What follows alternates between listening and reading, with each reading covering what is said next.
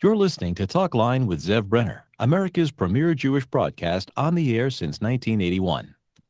Here is your host. And now, here's your host. Welcome back to the program, Zev Brenner. Okay, we're going to find out the joyous event of the holiday season. Okay, we're going to give away tickets, by the way. That'll be later on to the Shlomo Cabo Soul Doctor performance. Okay, we are looking at the legacy of Rabbi Meir Kahane, the founder of the Jewish Defense League, founder of the Koch Party, and our guest right now is Professor Shaul Magid. This is your chance to star in the hit broadcast. He's a professor at Jewish Studies at Dartmouth College, and he's written a book called Meir Kahane, The Public Life and Political Thought of American Jewish Radical. Jonathan Mark is a freelance journalist. He's a former associate editor of the Jewish Week in New York. Gentlemen, thank you for joining us. Thank you for inviting me. You've written quite a few books, Professor Magid, and I just curious to understand what made you decide to write a book about Rabbi Meir Kahane, founder of the Militant Jewish Defense League. Well, it really started with a book that I wrote in 2015 called American Post-Judaism, where I had a chapter on the Holocaust, and I spoke a little bit about Meir Kahane and his career and the way in which it was influenced by the Holocaust and post-Holocaust America. And once I started to do that, I started to go through his writings really chronologically from 1960 up until his death, really. And I started to realize that there was a lot of fascinating material in terms of his understanding of America, his understanding of American Jewry, his understanding of anti-Semitism, his understanding of the future and potential of Jews in America, and then, of course, his understanding of Zionism in Israel. And I realized that nobody had really done a serious study of him as a thinker. And I spent 4 or 5 years going through almost everything that he wrote in Hebrew and in English, and then spent months in archives going through internal JDS memoranda and various articles written in regional newspapers throughout the late 1960s, early 1970s, and I recognized that there's something that's been missed in terms of understanding post-war American Jewry and Israeli Jewry by not really taking him seriously. So I decided to do a study of him. Did you come away with a different understanding of him going through all the writings? I did. I mean, I spent years living in Brooklyn in the Orthodox world, and he was around, somewhat ubiquitous. I never met him personally, but I certainly knew a lot of people who knew him. Yeah, I think that I did. I think that I recognized that one of the things that Kahane did in the late 1960s, early 1970s was to really offer a pretty, to my mind, interesting reactionary critique of American Jewish liberalism. And that the real enemy for Kahane was not the black nationalists. The real enemy for Kahane was not, the neo-Nazis, right-wing anti-Semites. The real danger for Kahane in terms of Jewish survival in America was liberalism, and that's really what the whole program for him was about. And I think that was also true about his critique of Israel, that he felt that Israel had fallen into a kind of trap of American liberalism, and it was undermining the Zionist project as he understood it. So do you think that his thoughts, his writings have influenced American Jews, even liberals? Well, see, this is an interesting part of the book. I think that he's become somewhat of a persona non grata among most American Jews, and certainly among American Jewish historians. People don't include him. He's not included in syllabi. He's not talked about and written about. And I think that this is the argument I make in the book. I think that to some degree, he somehow embedded himself in the American Jewish subconscious in a way. That is, a lot of the things that he was talking about in the 1960s and 1970s are things that American Jews who now consider themselves perhaps in the middle, not necessarily liberals, but certainly moderates, are talking about. And I think it's an interesting case of looking at him as a post-war figure in the 21st century when questions of anti-Semitism, questions of whether America can really protect its Jews, questions of the radical left and the dangers that poses to the American Jewish community, questions of intermarriage. These are things that Kahane was really writing about in the 60s and 70s when very few American Jews were really thinking about it in that way. Jonathan, you were observer of the American Jewish scene, of Rabbi Meir Kahane, the Jewish Defense League. So do you also concur with the professor that his legacy has been more than what people realize, including on the radical left and the left, where some of his ideas have been absorbed into the mainstream? Very much so, especially in the last couple of years where anti-Semitism has surged, in Brooklyn particularly. And there was a march over the Brooklyn Bridge, about a year and a half ago. And there's Dara Horn's book on dead Jews. Anti-Semitism is being dealt with now in a very serious way. And there's no real answer. The answer so far from American Jewish leaders is what Meir Kahane used to call the nice Irvings, forming committees and having ecumenical conferences, but not being in the street and defending the Jewish people. And therefore, people are even this about 2020, January 2020, before the time of the march, people were looking for a new Jewish Defense League sort of organization to protect them. Now, in many ways, he was a flawed person, but his ideas were serious. When you say flawed person, you meant in what way? Well, his private life wasn't impeccable. He lost control of his more extreme followers. But these were, you could judge whether these were minor crimes or not. But we're right now celebrating Hanukkah, and the Maccabees were flawed too. And we still have Hanukkah, because the bottom line is they got rid of the Greeks. And the bottom line is with Meir Kahane, he gave Jews a sense of feeling that it was okay to defend yourself. There was talk that in 1967, before the Six-Day War and before the Soviet Jewry movement, and before people like Meir Kahane, Jews walked around like question marks. And after the surge of pride, Jews walked around like exclamation marks. And that's what was a tribute to Meir Kahane in late 1960s, early 1970s New York City. Well, Professor Magid, you write about in your book that the 1968 teacher strike in New York, where people were protesting, you could think it's today, they're saying, how could white Jewish teachers teach African-American kids or minority children? It has to be the same color or the same political orientation to teach their kids. And that led to the formation of the Jewish Defense League. Well, it led to the formation of the Jewish Defense League, but the interesting thing about the 1968 school strike is that it was part of another movement that was happening at the time called the Pan-African School Movement, and that a lot of African Americans and Hispanic Americans in New York City, mostly Puerto Ricans, wanted to basically alter the curriculum in order to be able to educate their kids in ways that would give themselves a sense of pride, African Americans and Puerto Ricans. And so you had Ocean Hill Brownsville, which was about 98% African American and Puerto Rican, and the teachers were about 70% white, and about 50% of those 70% were Jews. So in a certain sense, the school strike really had nothing to do with Jews per se. It really had to do with African American and Hispanic parents who wanted their teachers to look like their students. They wanted the teachers to look like the students, and they also were actually vying for altering the curriculum. Now, obviously, we're not talking about something like critical race theory, which happens much, much later.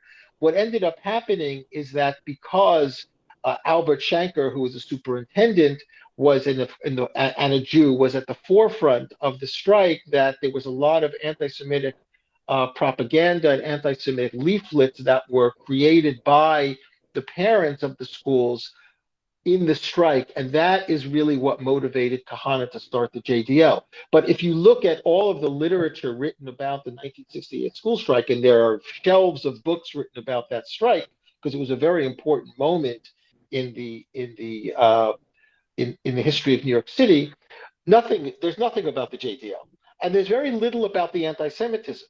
right? So it was really a bit of a sideshow. In a certain way, it's interesting. Jonathan is talking about the Hasmonean rebellion and the Greeks, right? If you look at it from the larger perspective of the kind of the Seleucid Empire, that rebellion was like a tiny drop in the much larger thing, right? So for Jews, it had a world historical impact, but for the people living at that time, it went unnoticed. And I think the same is true with the founding of the JDL around the school strike, where the school strike had nothing to do with Jews per se. But as Kahane saw that, in a sense, the Jews were being blamed by some of the African American parents because many of those teachers were Jews, and then he decided to start the JDL, which really started out as a kind of civil patrol in what was called then frontier neighborhoods, where there was a white flight and a Jewish flight of Jews from those neighborhoods, and elderly Jews were left there who were not, didn't have the means to move to the suburbs. And the JDL decided that they were going to take it into their own hands to kind of to protect them. That's how it began. Now, in terms of Jonathan's, I do agree with Jonathan completely. Right? He was a very flawed person in many ways, but I think the thing that's important to note is that Kahane's militancy. I mean, Kahane was really a revolutionary thinker. That's how he thought, and his militancy was very much a product of his time. I mean, this was the time of the Black Panther Party and the Young Lords. This was a time of the SDS and the Weather Underground. I mean, militancy was very much a part of the American counterculture. And Kahane represented an interesting iteration of a reactionary, of using the American countercultural militancy for kind of reactionary versus left-wing purposes. So in that sense, he was very much a product of his time. What remained was not Kahane's militancy, because militancy had kind of dropped off at the end of the Vietnam War. What remained, I think, is Kahane's worldview. And that's what I think has really kind of embedded itself into the American Jewish subconscious. And I think we're seeing it rise again. Not the militancy. Are you happy with the fact that his ideology has permeated the American Jewish scene? Personally, look, I'm a person I'm very much a committed progressive. I'm very much on the left. So so the answer to that would be no. However, I think one of the interesting things is that, and this goes to the question of being a radical, the radical left and the radical right in many different contexts often meet because the common enemy is the enemy of liberalism. So in a certain sense, I'm glad that I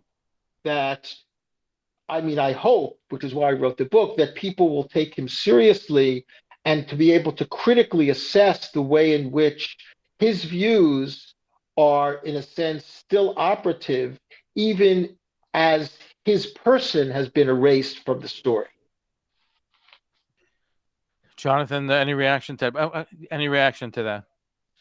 Well, I agree.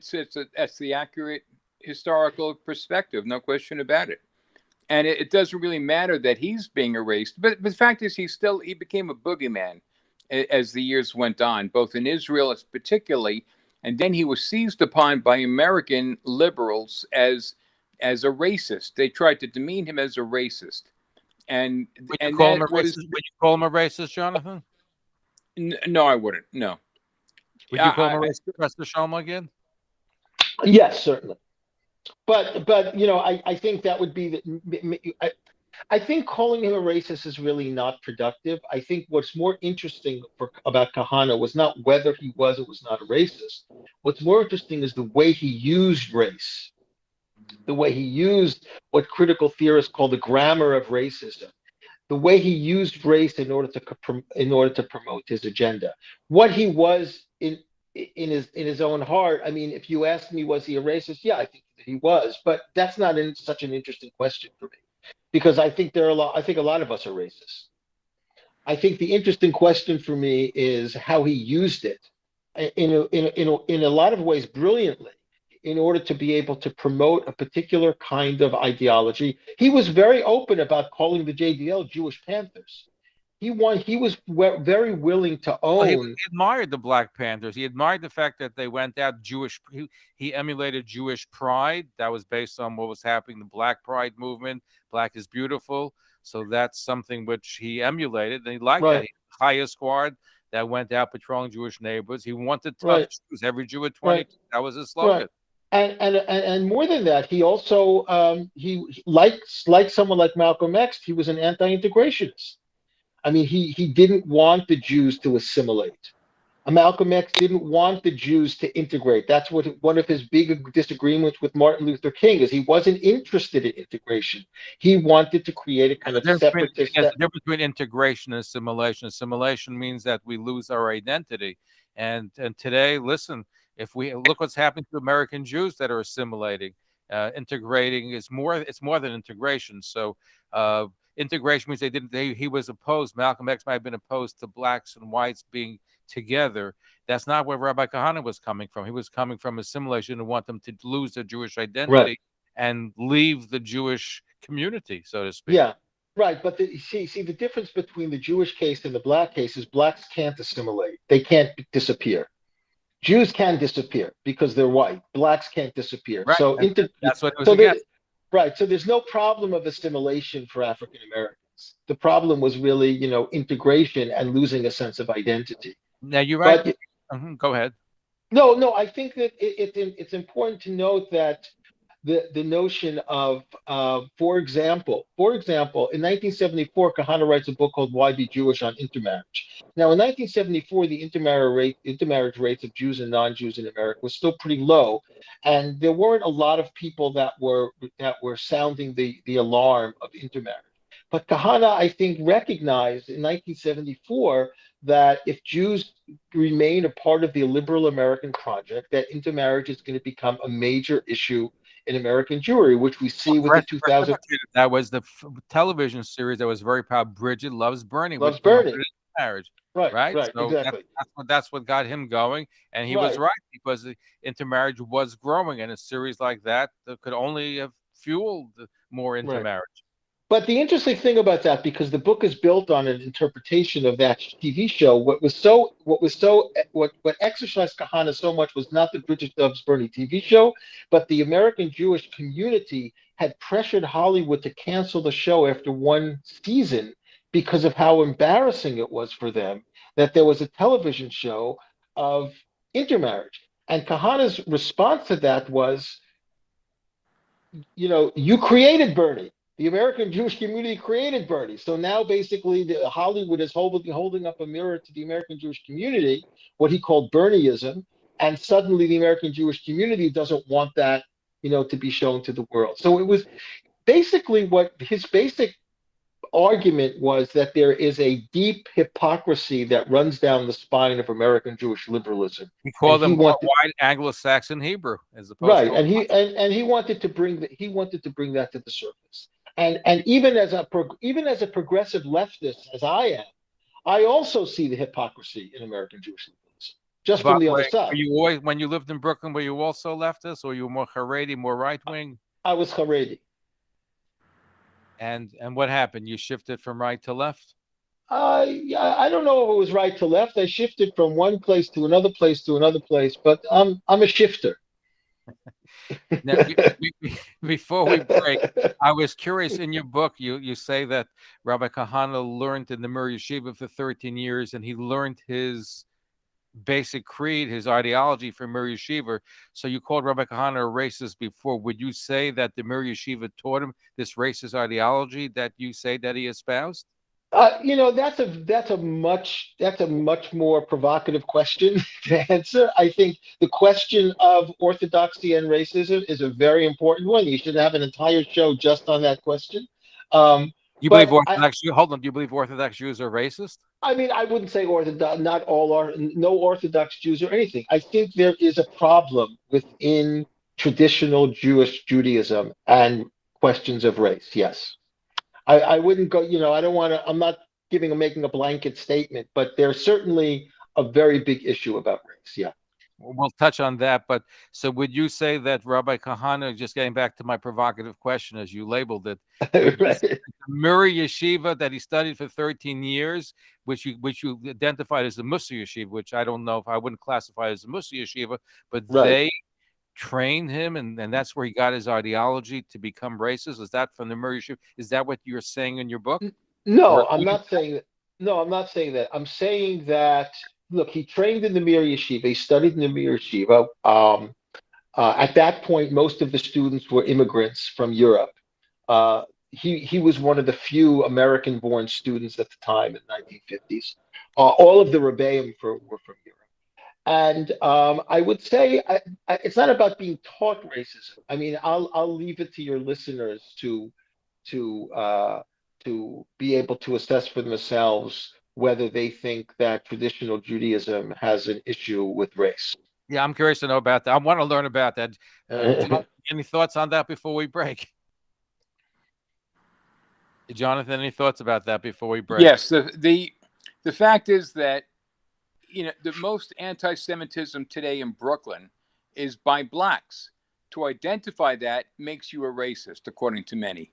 So it's sort of not fair. You know, it's chicken or the egg.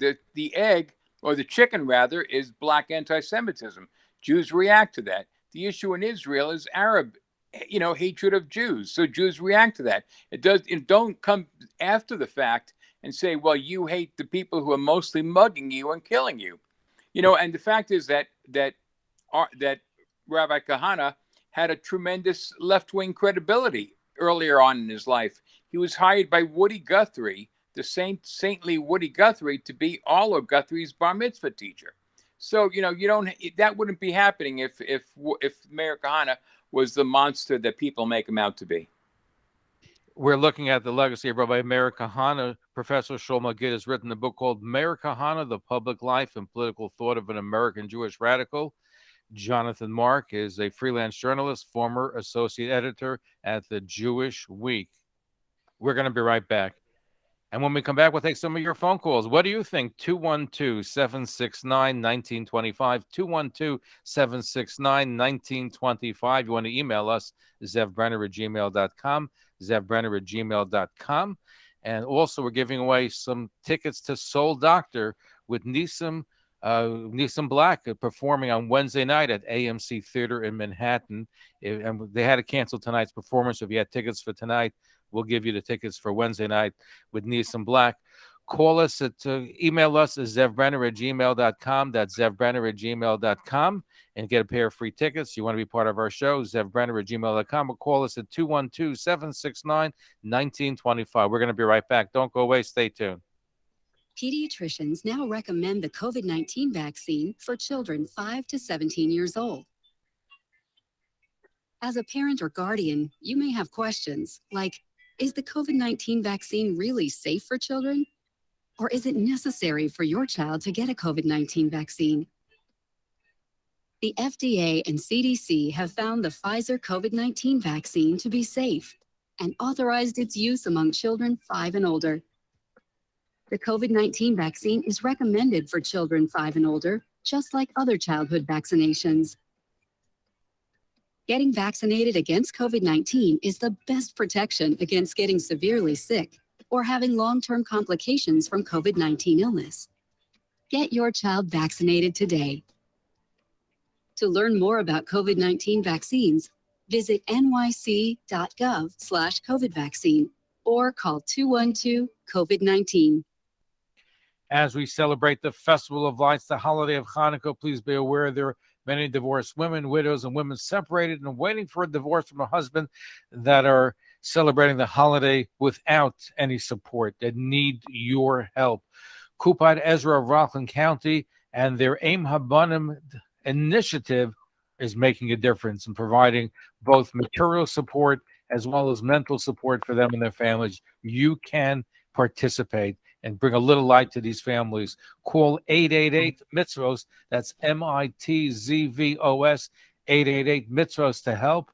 Or go to aimhabanim.org, spelled EIMHABANIM.org. That's EIMHABANIM.org. And you could be helpful to these families that are struggling and want to celebrate Hanukkah in the proper spirit. Again, you can call 888-MITZVOS, MITZVOS, or send the text Send gift, one word, to 845-328-6895. That's send gift to 845-328-6895.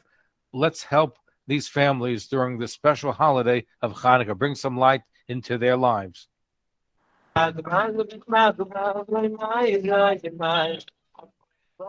It's time to put the simcha back into your special event. Superior Caterers will add a touch of perfection to any party. Sheva brachas, bar mitzvah, kiddush, barbecue, corporate event, or any special occasion when only the best will do. Superior Caterers prides itself in its personal customer service and will customize a menu to make a food memory come to life for your guests. From Brooklyn to the Hamptons and everywhere in between, let Superior Caterers add a classy touch to your simpler party.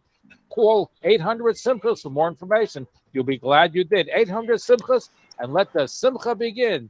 800 Simchas for the ultimate perfection. Certified glot under the KAJ and Babad. 800 SIMCHAS Superior Caterers.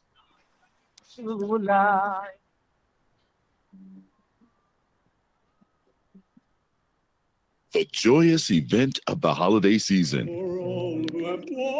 This is your chance to star in the hit Broadway movie musical Soul Doctor, the incredible true story of Shlomo Carlebach.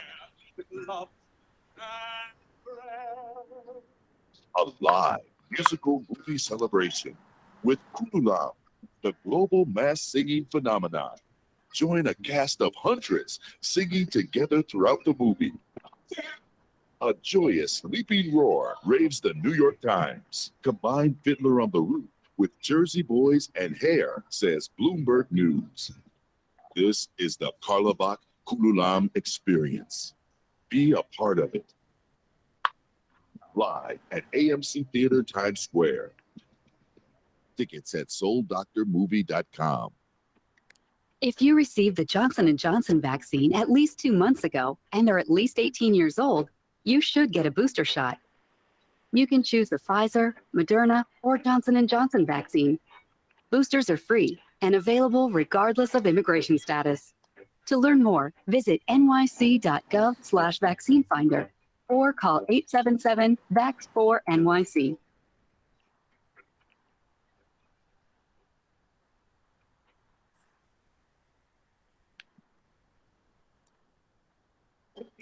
And now, here's your host. We're back. Our guest is Professor Shaul Magid. His book is called Meir Kahane, The Public Life and Political Thought of American Jewish Radical. Jonathan Mark is a freelance journalist, former associate editor of the Jewish Week. We're going to get to your phone calls in just a moment or so. Professor Magid, I just curious because I never thought of myself as a racist or any of my friends in the Orthodox Jewish community. So when you said that Orthodox Jewish community is racist, can you just define what you meant by that? I did not actually say that. I said that Orthodox Judaism has, I think, an issue with questions of race and how they understand themselves in relationship to others. I would never say that Orthodox Judaism writ large is racist, unless I would just basically want to say that the entire society that we live in is racist, which in certain sense I do think. So I basically it's a question of understanding what one means when one talks about racism, and that's, I think, a much larger question. I think the important thing for me is the way that Kahane uses race, the way he used race in order to promote his particular position. I also would say that, of course, it is true that that anti-Semitism from the African American community surely was an issue during the school strike in '68 and continues to be an issue in various parts of the country now. But I wouldn't necessarily say that Jews have negative views of blacks because blacks have negative views of Jews, or Jews have negative views of Arabs because Arabs have negative views of Jews. I don't think that that's really a correct way to see the situation. I think it's much more. In the '68 teachers strike, wasn't around that time where you had Julius Lester, an African-American professor who wrote a poem on WBAI radio, "Hey Juba, with that yarmulke, I wish you were dead." There was Jew hatred that was going on as too. You also had Jews who the neighborhood where people moved out, and the Jews that were left were beaten and lived under fear. So Right. there was legitimate fear of being in a neighborhood that changed, and lives were in jeopardy. So Yeah. you can't negate that. Yeah, I also think it's worth mentioning that the Israeli Knesset banned Kahane from the Knesset because they claimed he was a racist. It was the racism law that removed him from the Israeli parliament. So the Israeli government, as a body, had determined that Kahane was a racist. But by the way, as far as that's concerned, they were afraid of how many seats he was going to win. There was Gandhi, who had a similar platform to Rabbi Meir Kahane, who was still allowed to be in the Knesset after they banned Rabbi Meir Kahane. He had a similar platform. By the way, for the record, the only time that Rabbi Meir Kahane and Rechavam Zevi, who was called Gandhi, met was on our TV set here in New York. But the point is, though, is the fact is that if it was racism, Gandhi had the same platform. Yes, I think that's true, and I think that you're definitely right that it was really the poll that was taken in 1985 in Israel that said that if Kahane would run, he would get 11 seats. That was what kicked it into full gear. But it's interesting that that's the particular tack that they chose. The language of racism is the language that they chose. Of course, Kahane came back and basically said to Abba Eban that the only racists are secular Zionists. Okay, we have a ton of calls waiting for people to speak to you. Let us go to Brooklyn. Jeffrey in Brooklyn, thank you for waiting. Your question for our guest. Well, I have a statement. First of all, I'd like to say Meir Kahane was such a racist. George Cleaver, who was the head of the Black Panthers, spent his last days attending Jewish Defense League meetings where he was warmly welcomed. Number two, there was a famous black militant. It wasn't Sonny Carson, who I heard converted to Judaism, but there was a famous black militant, one of those guys, who was trained Meir Kahane when he was a member of Beitar in the late 1940s because the Blacks didn't know how to do demonstrations, and Beitar was demonstrating against, and they identified that. So Meir Kahane trained one. The name escapes me. If you mention it, I would be able to tell you. Then also, Meir Kahane was the major Jewish media figure of the time. He was on the level in the media of Madonna, Bruce Springsteen. He was on that level. He was on the front page of almost every news broadcast internationally. If you go to some farmer in Alabama and said, "Name me one Jew," they Jeff, say, we Meir have Kahane. a lot of people waiting to speak to us, so I get your point. You see, I want to say one thing. 30 seconds, yes. Okay. Besides Woody Guthrie, he also hung out with other leftists, such as Phil Oakes and numerous leftists. So you can't call him a racist. No, the record does not show that at all, and your research should be reinvestigated, please.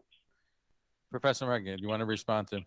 Well, first of all, I just want to say the Woody Guthrie thing. The reason that Woody Guthrie hired Meir Kahane to be Arlo Guthrie's bar mitzvah tutor was because Meir Kahane happened to be a rabbi of the synagogue in the neighborhood. I mean, there was nothing about where Woody Guthrie lived in Queens. I mean, there was nothing particularly. There was no relationship between Woody Guthrie and Meir Kahane. He just happened to be the rabbi. His son. Can I correct you, please? Because of Woody Guthrie, her parents were big Zionists, and they attended the synagogue of Rabbi Charles Kahane, who was his father, and they knew him for them. They were very close with the Guthrie family. Meir Kahane went to a Howard Beach to establish the Howard Beach Jewish Center. He invited the Guthries and all those people who he'd been a youth congregation leader in Brighton Beach to follow him there, and that's how the Guthries went from Coney Island to a Howard Beach. He was there. Their father was already their rabbi. The father, Rabbi Charles Kahane. So yes, there was a personal connection there. And Guthrie wrote very many Zionist songs and everything. He wanted to impress his Zionist in-laws. Anyway, thank you so much for your good call. Thank you, Jeffrey. Let's go to George in Manhattan. George Manhattan, your question. First, I'd like to compliment all of you. This is a great show. I mean, it's really incredible that the objectivity that comes out of this. First, I'd like to ask a question. I watched a lot of Dylanologists and a lot of former folkies and hippies go towards rabbi rhetoric. And my question is, can a group exist and not eventually turn to violence? Because a lot of these things these guys did were cruel. No, so that's a very good question, Zev. I think it's I'll very, hang up very and listen. Okay, sure. Okay, I think it's very interesting. I think the caller is right. There were a fair amount of people, of Jews, that were really kind of refugees from the New Left of the '60s that ended up making their way to the early iteration of the JDL and to Meir Kahane, because I think that the people that were coming from the New Left, the people that were the radical leftists of the '60s, they were criticizing precisely that which Kahane was criticizing, which was the liberal establishment. And that's where, as I said before, left and right often meet on the question of the critique of liberalism. I think that some of those people were radicalized in a way that they remained with Kahane, and some of them ended up drifting away. And it's something that Jonathan alluded to, that there was a deep flaw in Kahane in that he wasn't really able to use the opportunities that were presented to him to create a kind of constructive critique. And he got, in a certain sense, he couldn't abandon violence, and he couldn't abandon the undisciplined nature of himself as a person, but also of his community, and eventually, like things like the SDS and the Weather Underground, and like the Black Panther Party, it just ended up collapsing because of its inability to be able to kind of function in the society. Let's go to Stan in Forest Hills. Good evening. Your question for our guest. Hello. Yes, go ahead. Your question for our guest. First of all, to the gentleman who stated that we're all racists, speak for yourself, pal. You got no right to make a statement like that. You don't know me. You don't know a lot of these people. I have black friends. I got white friends. A lot of them can't stand them, but they're close. But it's not about race. I just have problems. But to make that statement, that's ignorance, real ignorance. Secondly, as far as Meir Kahane is concerned, the liberal community really doesn't think about him that much anymore. I mean, you live by the gun, you die by the gun. I got no sympathy for the guy. But as far as today is concerned, don't you think that the Orthodox community is more like the liberal community is not like him? Hasn't even thought like him at all. But the Orthodox community, not all, so is more, in his type of mindset. We got to defend ourselves. We got to use this and that. And I understand it, and it's in these days, yeah. Don't you think that's more the case than the liberal or reform community? Yes, that is certainly the case. I just want to correct something. Maybe it was me that misspoke, and I meant it more euphemistically. To say that everybody is racist doesn't mean anything. I think that we live in a racist society, and I think I think that we as Jews, white Jews anyway, are beneficiaries of that privilege, of white privilege, and I think we have to acknowledge that. There is no such thing as white privilege. I mean, I see where I know you're a progressive, but get over that garbage. There is no such thing as white privilege. It's people who have earned their right doing what they did, okay? Jews have had the problem. They didn't have privilege. They had to work and work hard, and there was anti-Semitism along the way. There's never been privilege. You always have to work for everything. So white or black, that's the way it is. And many black people made it today struggling, but things have changed. So don't give me that white privilege crap. That's the progressive theory of race today, which is ridiculous. Go ahead. You believe in white privilege, Professor? And I'll get to Jonathan. Do I? Yes, I certainly. And you think Jews are part of the white privilege? I certainly do. You've never being anti-Semitic. What makes the white privilege? We had to struggle, we had to work, we yeah, had to be discriminated against, and we excelled. The same way the Asians have excelled. Right. And anybody can excel in America. All you have to do is work hard. Absolutely. If that was all, okay. you know something, no black person would ever say that.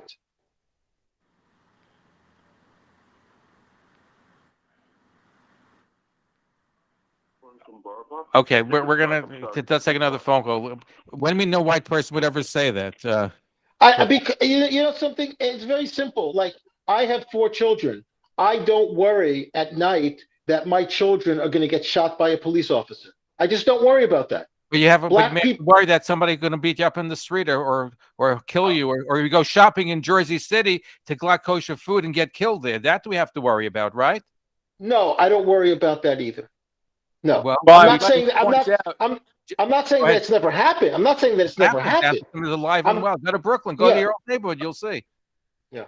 Go ahead, Jonathan. I'm sorry I interrupted you. no, I just wanted to point out for the past 20 years, since the FBI has been keeping track of these things, the Jew has been the most attacked person in the realm of hate crimes of any group in America. All right, and in the urban areas, they've been attacked the most by blacks, not by Asians, not by other white people, but by black people. And I'm not saying every black person, obviously, even the majority are obviously not. But the fact is, Jews have been the most attacked person walking down the street in Brooklyn, and that's all there is to it. So you have to worry. Jews are afraid to take public transportation in many places. Jews are afraid to be on our college campus and be Zionist. So I mean, and who they're afraid of? They're afraid of Jews are threat. told to take off the yarmulke when they walk in something neighborhoods, right? That's what they've been told, that you can't Right. manifest Yes. your Judaism. Look, I live near Union Square. I walk by Union Square on Hanukkah, and there are tons of Chabad with music blaring, giving out candles, and no one bothers them. But they All do over the bother other city. Jews. They're all together in a grouping, but there are plenty of Jews that can tell you about the anti-Semitism. And you look in Brooklyn, people be beaten up and shoved, and just look at the statistics of what's happening. We're not just being called dirty Jew, but we're about actually being beaten up. And those are the No, statistics. look, I'm not arguing with you, but you're obviously right. However, I would say that here's the difference. And your caller will not agree with me, obviously, that that America is built under a systemic racism against black people. That's not true about Jews. It's not to say it's not There was anti-Semitism. anti-Semitism in America. Look at you quote him, Jonathan Sarna, his book about the Jews in New York. They were thrown out of New York because of Peter Stuyvesant and racism and anti-Semitism. You had anti-Semitism in the United States. You had it even to the present time in high places. Jews couldn't get Yes. certain industries, couldn't move into Palm Beach. Yes, and that was true of Catholics too. And in fact, in the early 20th century, anti-Catholicism was worse than anti-Semitism. But again, it's different. It's different when you're talking about a history of slavery. It's different when you're talking about the laws that were put into the place after slavery. It's different than you're talking about Jim Crow. It's an entirely different framework. Slavery, beating Jews up, slavery took place hundreds of years. Yes, there is that racism in this country. There's anti-Semitism, anti-Asian thing. But you know what? There's something which can be combated. I think racism has gotten worse because we've been talking about it so much and telling people white privilege and other things. And the wokeness, I think that's contributed to the racism. We're going to take a short break. We have people on the line. We're going to get to them. Our guest is Professor Shaul Magid. His book is called Meir Kahane, The Public Life and Political Thought of an American Jewish Radical.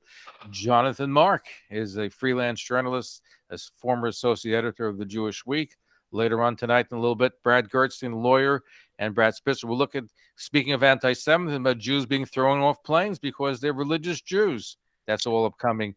And if you'd like to win a pair of tickets to the Shlomo Carlebach musical Soul Doctor, it's now playing at the AMC Theater, Times Square. And we're going to give away a pair of tickets on Wednesday night at 7 o'clock. And there will also be a performance by Nissan Black. We're going to give you a free pair of tickets. Just send me an email, zevbrenner@gmail.com. Please put your name, address, zip code in the email. Put Soul Doctor in the byline. And we're going to give away a ton of tickets tonight. So just whoever emails me, we're going to get a pair of tickets tonight. zevbrenner@gmail.com, zevbrenner@gmail.com. We'll be right back. Our numbers again, 212-769-1925. If you'd like to participate, if you have any thoughts about Rabbi Meir Kahane, the JDL, wokeness, Judaism, racism, we're happy to hear from you. 212-769-1925. I'm Dave Choksi, the health commissioner and a practicing doctor. You've heard a lot from me about COVID-19 and vaccines, but the stress of living through this pandemic has changed many other aspects of our lives, including how we take care of ourselves. Your eating may have become less healthy, or if you're like me, you may have become less physically active. Maybe you forgot to refill your blood pressure pills or missed your mammogram. You are not alone. I've heard about these health issues from my patients and so many other New Yorkers. So I wanted to reach out and encourage you to take one step in the right direction today. Be as simple at nighttime, or walking 15 more minutes a day, or doing that primary care visit you've been putting off. Remember that our physical and our mental health are connected. So please consider how you are coping with stress or anxiety or feelings of loneliness and reach out if you need help. I care about you caring for yourself. As we advance our city's public health, take that one step for your health. I say Chanukah to everyone. This is Shaul Magid. And Baruch Hashem, this Chanukah is the 4th anniversary of when HaKadosh Baruch Hu made the greatness, and President Trump issued a clemency for my release from a place called prison on Zois Chanukah, and I was reunited with my family. What is important to remember is that during the 8 years of being in a place called prison, it was the Aleph Institute who kept on working to take care of all my needs and many of the prisoners that were in the place called prison. Not only that, they were also very instrumental in working for my release. Good shluchim from HaKadosh Baruch Hu. I have a tremendous hakaras hatov for what Aleph did for me and does daily for other Yidden behind bars. The Lubavitcher Rebbe championed the idea of treating prisoners with dignity, and Aleph excels in that mission. Won't you please help Aleph continue their holy work by going to alephlights.org and give whatever you can during the Hanukkah campaign to bring light to those behind bars. This would be the most meaningful Hanukkah geld you can give. That's Aleph, A-L-E-P-H, lights, L-I-G-H-T-S.org. You can also call 310-598-2142. That's 310-598-2142. This Kalamitzis and Hashem shall bench all of you with all the nisim they need. Bayam Mahem Bizman Hazeh.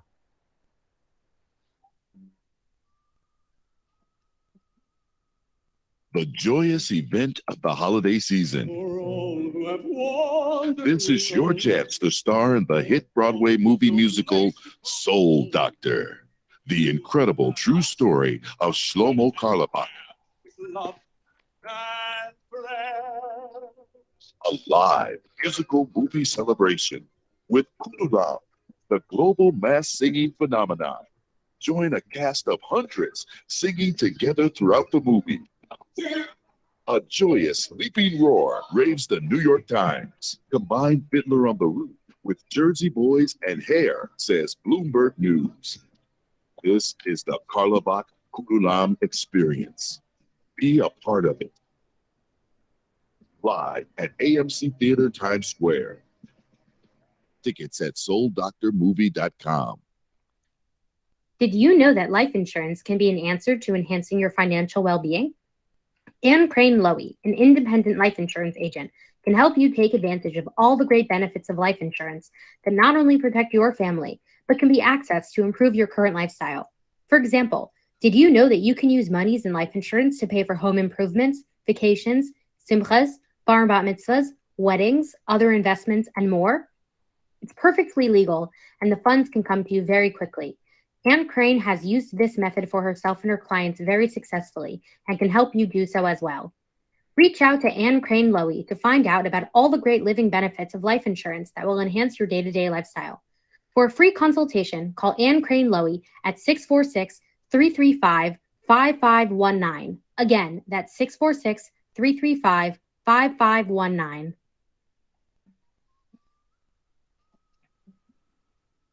The joyous event of the holiday season.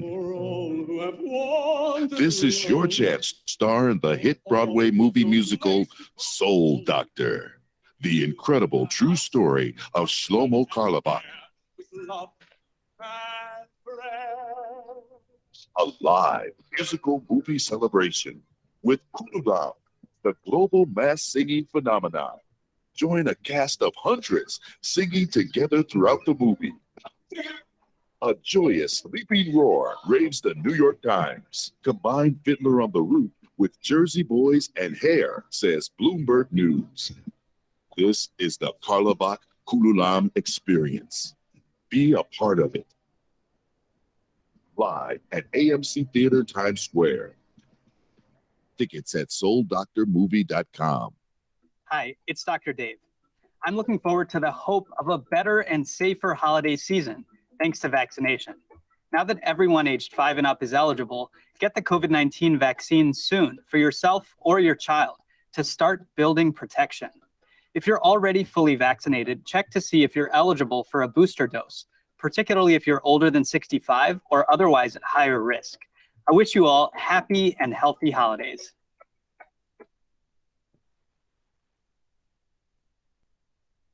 You're listening to Talkline with Zev Brenner, America's premier Jewish broadcast on the air since 1981. And now, here's your host. Now we're back. Our final stretch, taking some of your phone calls at 212-769-1925. Our guest, Shaul Magid, professor. He's written the book Meir Kahane, The Public Life and Political Thought of an American Jewish Radical. And Jonathan Mark is a former associate editor at the Jewish Week in New York. Okay, let's go to Leo in Ditmas Park, Brooklyn. Leo, your question for our guest. Go ahead. It's Shlomi. Oh, I'm sorry, Shlomi. Go ahead. How you doing, Zev? Good, thank God. Your question for our guest. First, no question, statement, observation. Not an observation, fact. First country in the history of the world that worships blacks. First country in the history of the world. Okay, that's a recording. Obama, Oprah, Michael Jackson, Michael Jordan, billionaires, trillionaires. When Captain Cook went to, what's it called, Aborigines, what are they called in the Western Australia, the late 1600s? They dropped to their knees, white angels from heaven. Have a nice day. Okay, I'm not sure what he meant by that, but okay. So let me ask this, Professor Margaret, what's been the reaction to the book so far? Well, it's kind of been a very interesting reaction. Scholars react to it in a different kind of way because obviously there you have different issues and different agendas, but the scholarly reaction to it has been actually quite positive. It's funny, among the Orthodox community, I've gotten two different reactions.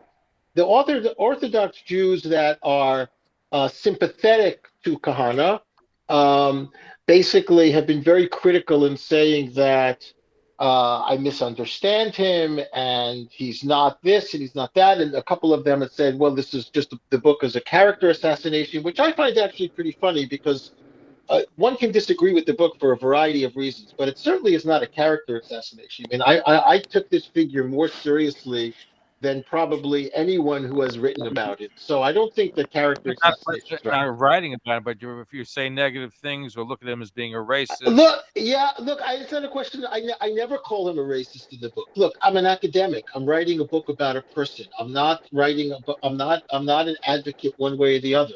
I have critical things to say about him. I have critical things to say about a lot of things I write about. But the other thing that's interesting is another camp in the Orthodox world who basically loathe Kahane are critical of the book that I said that I'm basically making the argument that I'm saying that Kahane is part of the Orthodox world. So it works within the Orthodox community. It works both ways. The people that like Kahane think that I'm not fair. They think that the people that don't like Kahane think that I have no right claiming that Kahane is one of them. So that's been within the Orthodox world. That's been the reaction.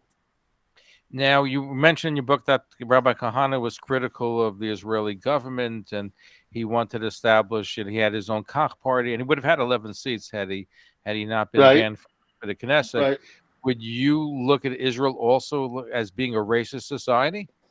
I think racism is a tremendous problem in Israel. A tremendous problem. And by the way, not only toward Arabs, but toward Jews of color, towards the Mizrahim, towards the Ethiopian immigrants, towards the workers that come from other parts of the world. So yes, I think racism is a tremendous problem. And I think that denying that is simply not just facing the reality of a challenge that I think that Israel has to grapple with as it becomes as it moves further into history. So yes, well, listen, there's no question Israel deal with the Sephardim and what they did, It was something which the Ashkenazi elite establishment. But I think Israel has changed. It's a much different place, and you have Arabs incorporated into the government today. You have whole different scenarios. So whatever mistakes Israel made in the early days, you can't say the same about Israel today.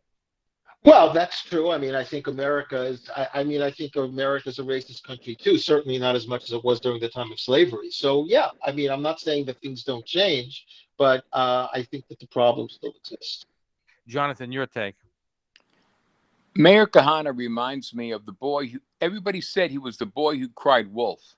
That there was like Shaul was saying, that Jews have white privilege. He was the boy who cried wolf. There was no there to the crimes he was taught. He made us be afraid of what the progressives said wasn't there. In the end, this boy who cried wolf was killed by a wolf. He was shot. He was murdered. His son was murdered. And this has been, so he the Jew in upstate in Rockland County, in the Muncie area, Jews are buying guns more than they ever have before because they sense the progressives aren't going to protect them. The progressives keep saying that there's nothing to be afraid of. There's no wolf, and they know there's a wolf. So I think that's the thing to remember. The other thing is that most people don't remember Meir Kahane, but they do remember his message, which was when people, it's Menachem Begin's message. When people say they're going to get you, just take them at their word, and don't take the liberals at their word that no one's going to get you, because when the Jew was walking down the street, it was 2 years ago Hanukkah that a man was macheted in Rockland County, if I'm correct, right? So yeah, it was Hanukkah, right? So I'm just saying that Meir Kahane warned that there was a wolf when no one else did. He had his flaws. He wasn't a good organizer.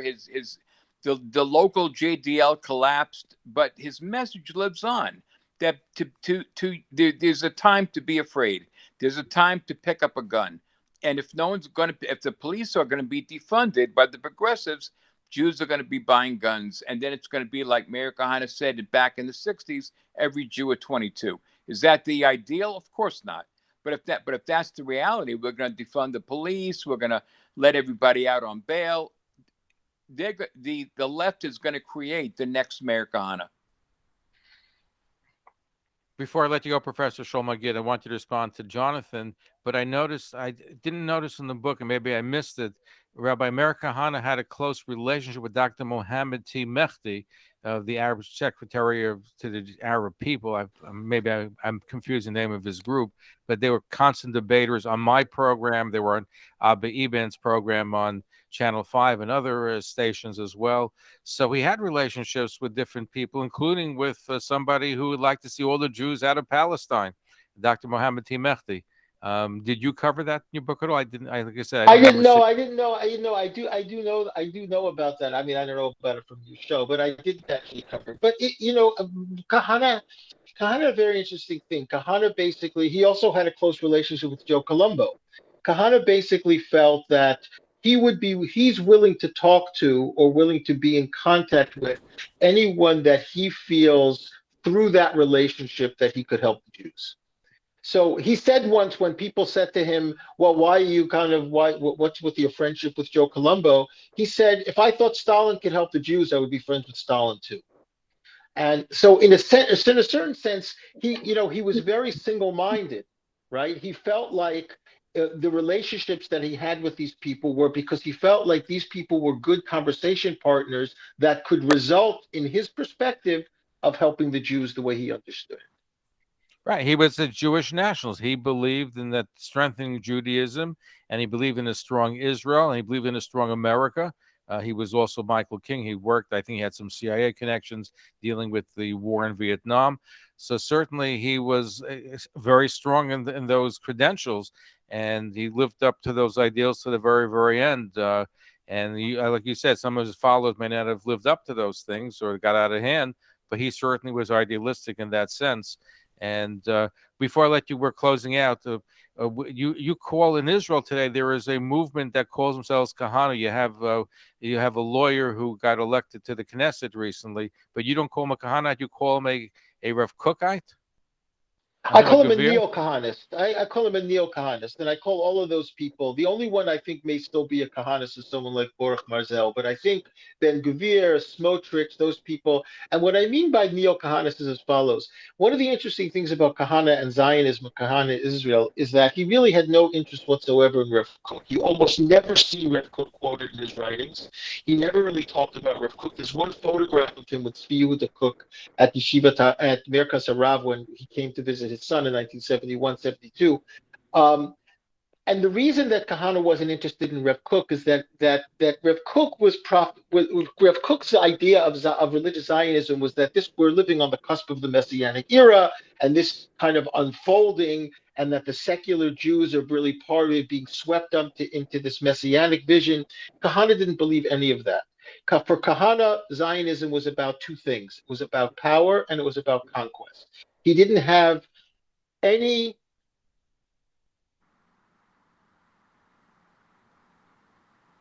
Go ahead. Okay, I guess we had lost. Are you there? Okay, so we Professor? But Zev, I'd like to add Go that ahead, Kahane Jonathan. Yeah. was more about defense than he was about conquest. Right. His main thing was defending Jews, whether it's in Israel, and we didn't talk about it, then we'll have to do it another time. But the whole Soviet Jewry movement, he put the Soviet Jewry movement on the map.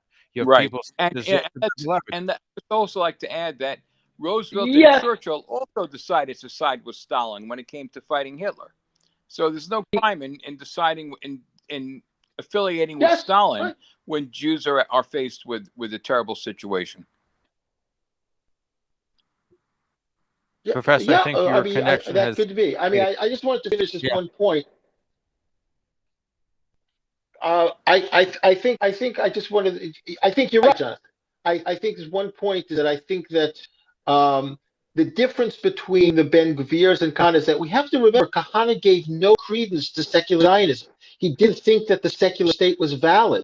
He was trying to undermine that to create some kind of a new Kahanist reality. And I think that's important to note that the Cookian Zionists do validate the secular state. They see the secular state as a vehicle for its kind of messianic vision. And I think that's one of the main differences. I think you see in a lot of the Narei Gvaot, in a lot of the kind of hilltop youth, those are actually more in line with Kahana's vision because those people are also against the state. We have to realize that after the Hitnakut, after the Gaza evacuation, there's a whole movement of young people in the settlements who are anti-statist because they feel like the state abandoned them.